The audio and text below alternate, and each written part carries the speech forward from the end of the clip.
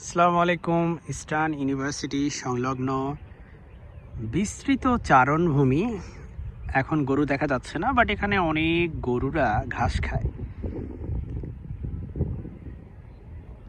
মাঝে মাঝে দেখি বাচ্চারা, বুড়ারা এখানে ক্রিকেট খেলে, ফুটবল খেলে।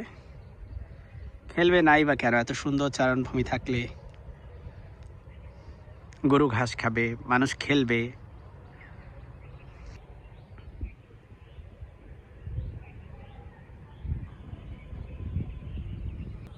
দেখে মনে হচ্ছে গ্রামে চলে আসছি। দেখেন কি সুন্দর মাচা করে ওনারা ফসল উৎপাদন করে।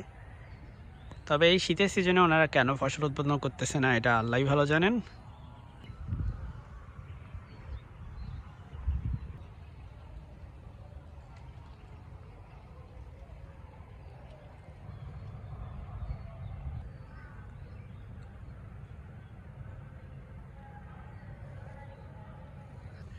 এখানে গরুর ঘর আছে। এই যে উৎকৃষ্ট জৈব সার এগুলো।